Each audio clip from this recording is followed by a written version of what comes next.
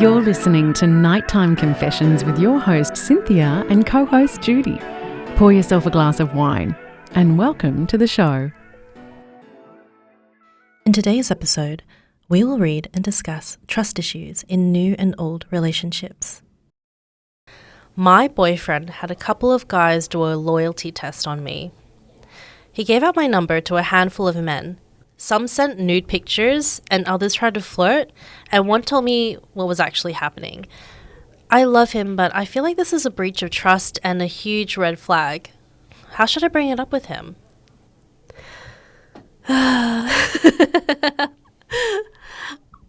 This is despicable behavior. This lack of trust in a relationship is the one thing that can definitely kill the relationship. I don't understand why anyone would do this. If you don't trust who you're with, then don't be with them.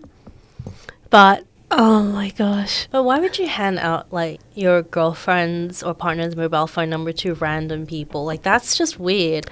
Wouldn't you be more offended if that guy like sent like nude pictures? Like, one of them exactly. did? Like, why would you do that as a test? Like, do you feel that insecure about yourself that you'd give?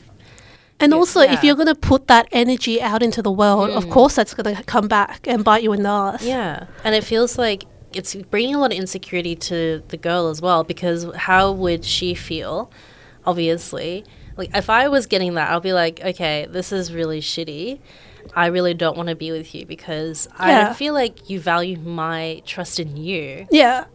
And I'm like, why is he being so like, why is he acting like he can't trust her? Is he doing something dodgy on the side? So the way that I would confront this person is that I'll be like, hey, look at this text message. Tell me what you think. Yeah. And then wait for him to respond, because if he doesn't fess up and he doesn't tell the truth right then and there, for me, it's over. Yeah. And maybe that's what he wants. He wants her to confide back in him and say, oh, look, I had this guy randomly like message me saying that you did this and you told him to say this. Is this true? I don't know. Guys are weird. Yeah, I know.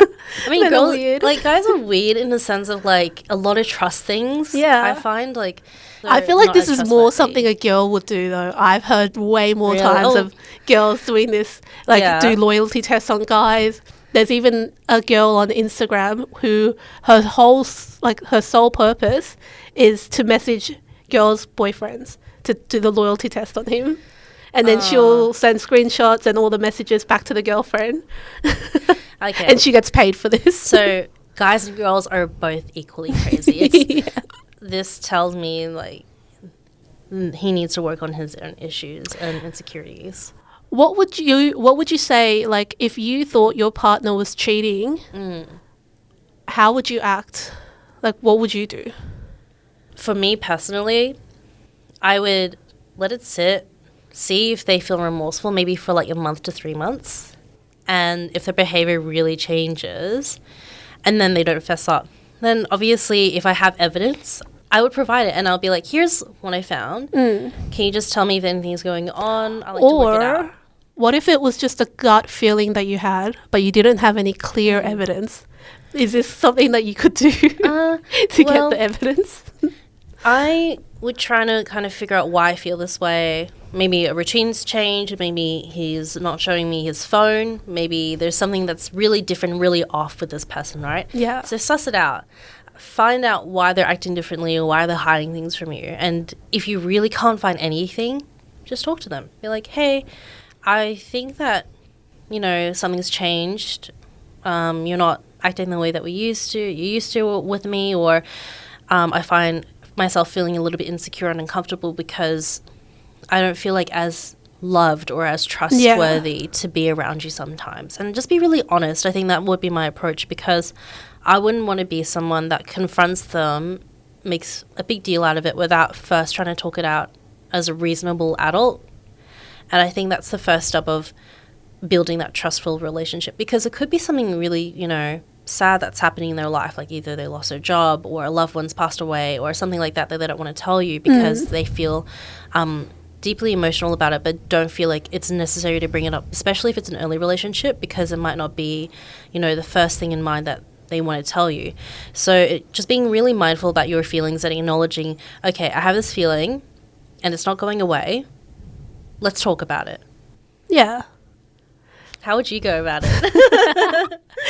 See, I know that I said it was despicable behavior, but I can kind of see where the other person was coming from, where if he had this gut feeling, but he felt like if he brought it up to her, she could either lie or just turn it around back on him. So he needed this solid piece of evidence. But I also still believe that you're putting that energy out into the world. Even if she wasn't planning on cheating, then you've just enabled her. You've given her all these opportunities, all these men that she could potentially cheat with. And especially if she's found out like you're doing this to her, what's stopping her from actually going for it, right?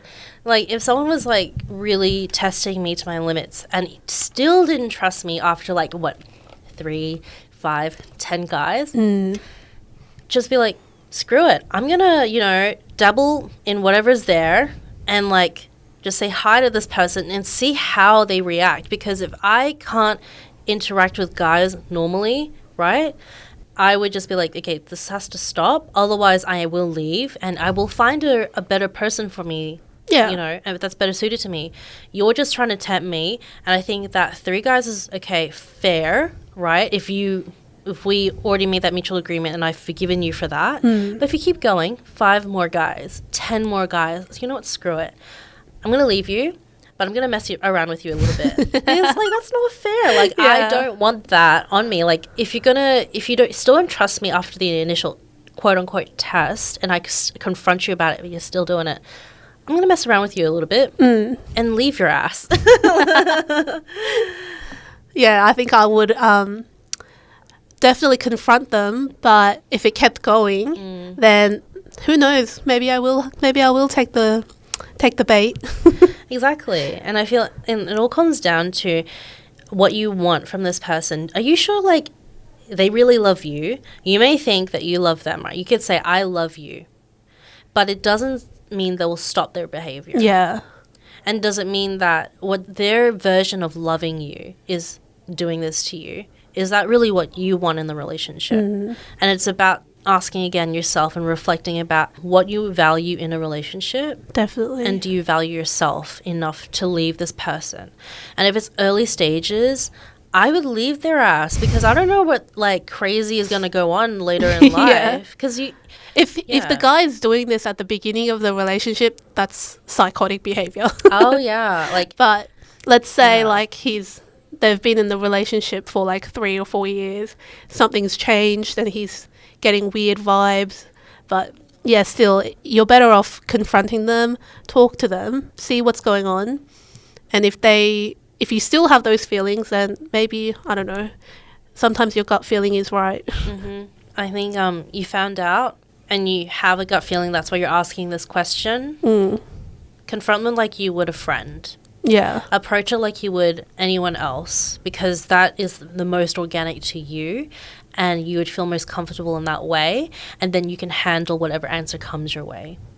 So do what you feel is right, still confront them, show them the text or the message, and leave it as that, and then you make a decision based on their answer. Yeah. That's all I can say. Definitely.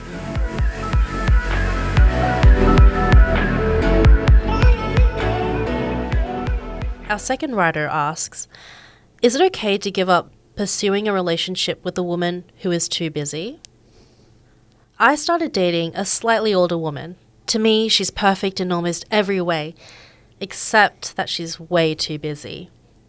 I talked to her about it, and all she says is basically she's extremely busy at work and she'll call when she has a break or when she's free next.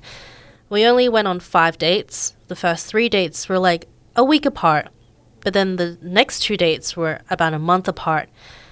And she doesn't text consistently. Sometimes she'll take days to answer. If she gave me a timeline, let's say, for example, I'm going to be busy for the next 2 months, and when it calms down, we'll have time to meet, I would be okay with that. But the problem is that I feel like it might not stop. Like, this is the way she runs her life, and I don't want to continue this way. Would you say it's reasonable on my part that I don't want to continue dating someone who hasn't got the time for me and is only there for me every few weeks even though to me she's perfect in every single way. Lately, definitely, like, this year, I've been like this when I talk to guys. Like, I always have something going on. That's just because I've been going through I went through a massive job change. Like, I changed jobs, and I've had a lot of family stuff going on, and just there's always things going on in my life. So, like, even with you, like, trying to plan, like, a catch-up or a dinner has been like, oh, I'm free next weekend or the weekend after that. Or it's been, like, very hard. Yeah, and to be realistic, as people get older in life, there is a lot more complexity in a relationship, and especially if someone has a family or there's a lot of family that they need to look after, it's just like that's the reality for that person. And I think, like, you've answered your own question where you're like, I don't want it to continue this way. And I feel like when you answer your own question, when you're typing this kind of, oh, what do I do? The conflict, you know what you need to do, but you just can't bring yourself to face the reality of things. And I feel like this person may be trying the best that they can. Like, she's probably genuinely very busy, and she can only make a certain amount of time for you.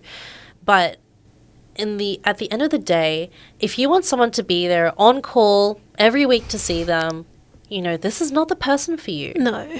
And clearly she doesn't need that from her partner, right? So you guys have two very different perspectives on a relationship of how much she needs their partner to be there for her and how much you need your partner to be there for you.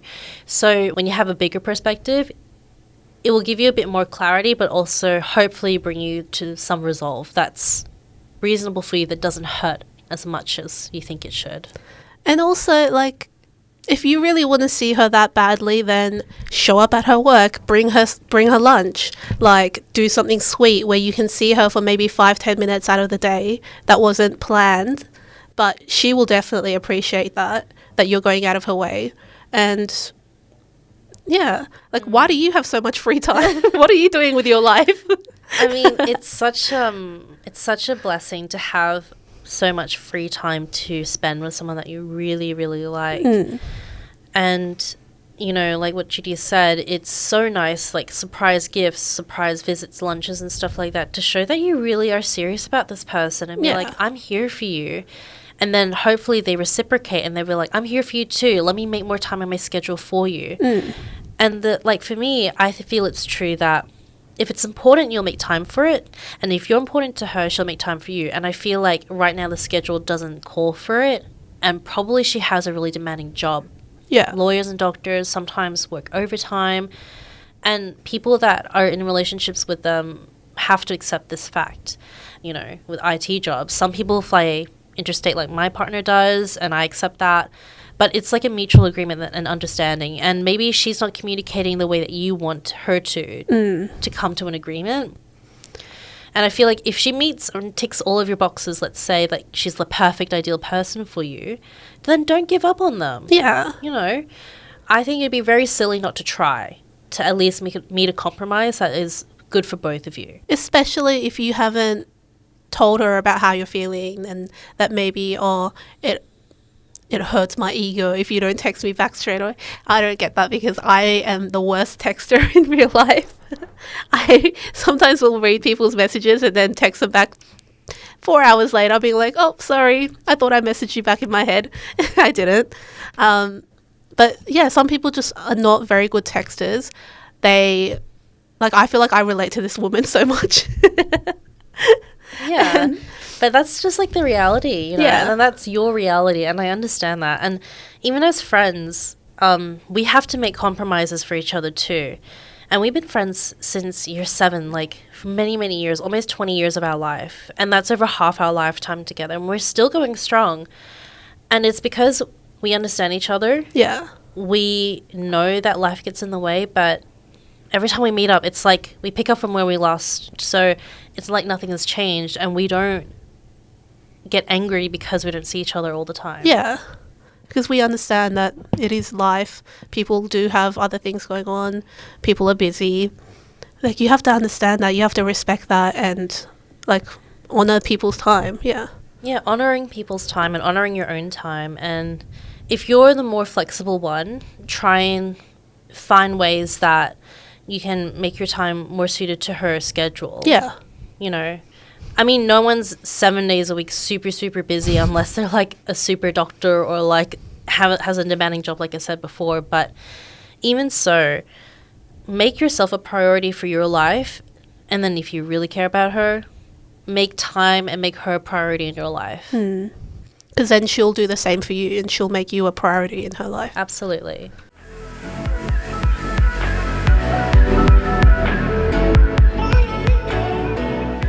Our next writer asks, my boyfriend wants me to end my male friendships.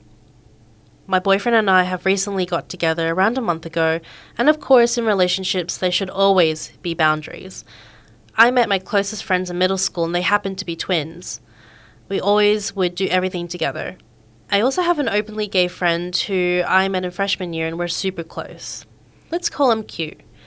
I understand that men tend to be territorial with their girlfriends and don't like them hanging out with other guys, possibly because of the worst case scenarios and situations they might come up with.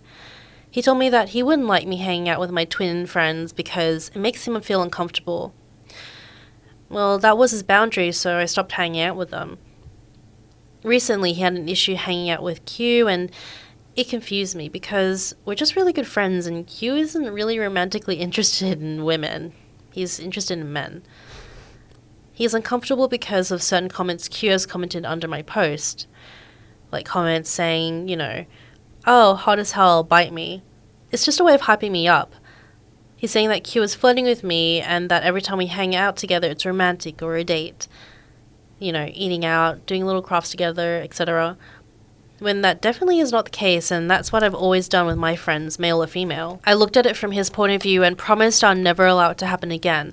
I tried to explain to him that it was, you know, a way for him to hype me up and not to be taken sexually whatsoever.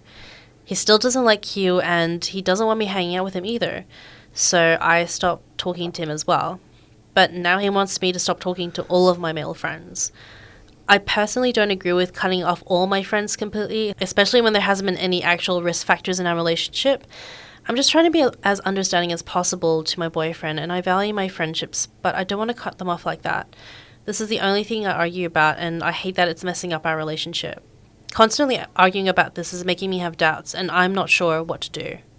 See, when I first read this, I was definitely on the girl side, and I was like, no, I've had boyfriends that have told me you need to cut out any of your other guy friends, you need to block them on Instagram, get rid of them.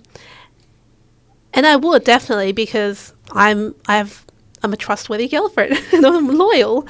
But then if you break up with them, then you have to do the walk of shame back to your friends and being like, I'm sorry. Oh, he was an asshole. He made me block you. Oh.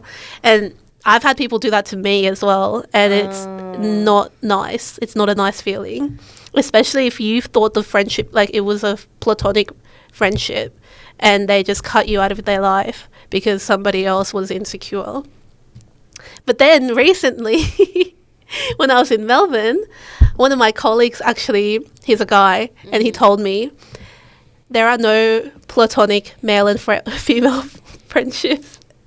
Unless somebody's gay, like that's a different story. But two straight male and females cannot be platonically friends, because he said every single one of your guy friends, if they had a chance to, they would fuck you. I don't know if that's necessarily true.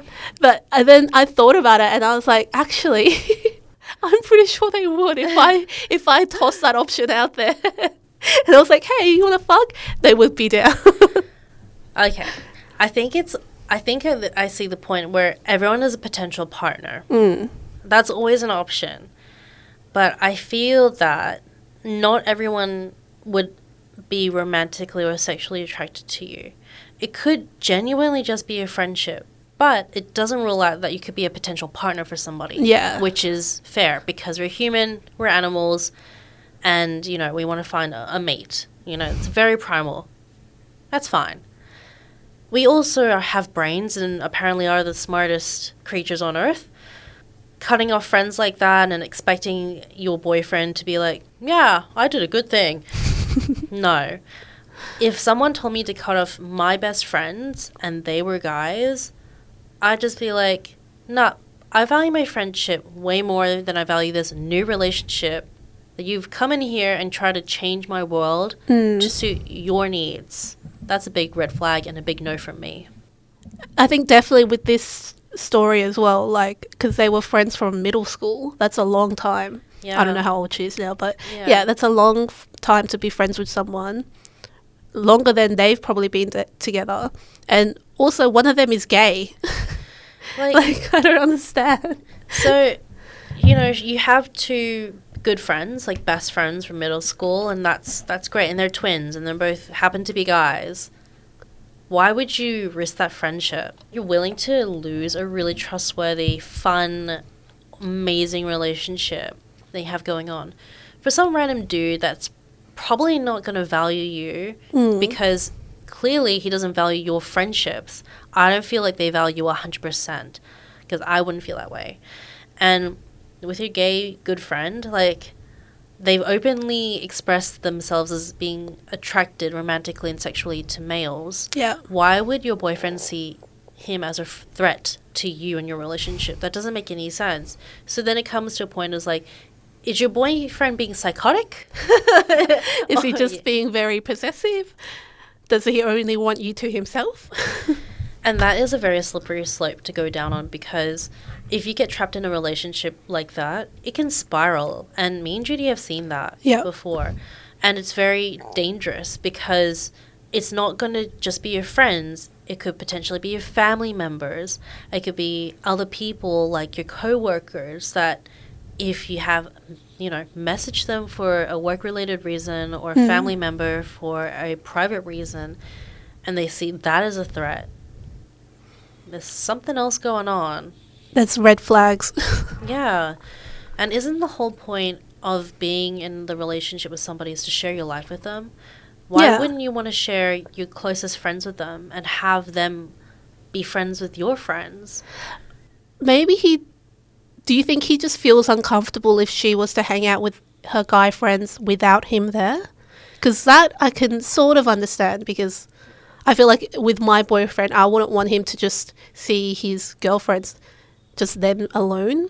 If he was in a relationship, I would feel that that's a little bit inappropriate. Yeah, I understand your point of view, because when I was younger, that made me feel kind of insecure and uncomfortable as well, because I was like a teenager and obviously like it's very competitive out there in the world. But now I'm like, yeah, whatever, just let me know where you are and that you're going to get home safe. I think that I've matured enough in this relationship that I'm currently in to know that, you know, he's not going to do anything. And, you know, if they do, then it's their loss, because I value myself and I know my worth, right? And my worth is spending time with people that see me for that. And my friends do. Like, Judy sees that in me and I see that in her. So if I cut her off completely, that means I didn't value our friendship or relationship at all. And she'd be so hurt. And I wouldn't know how much I hurt her, because guess what? I cut off all connection with her. So you'll never know how much damage that you've done to that relationship until you try to undo it, like Judy has said, and she's been on the other end of it. And how did that make you feel again, Judy? Horrible. There's always been like an elephant in the room since that. Like, even if I've rekindled my friendship with that person, I'll know in the back of my head that this could be temporary, because he could find another girlfriend and then just cut me off right there. So it's very fleeting. Yeah. And it's not the same as it once was. Yeah. And that can be very hard, because it's not as comfortable as it once was, and you can't get back that level of comfortability.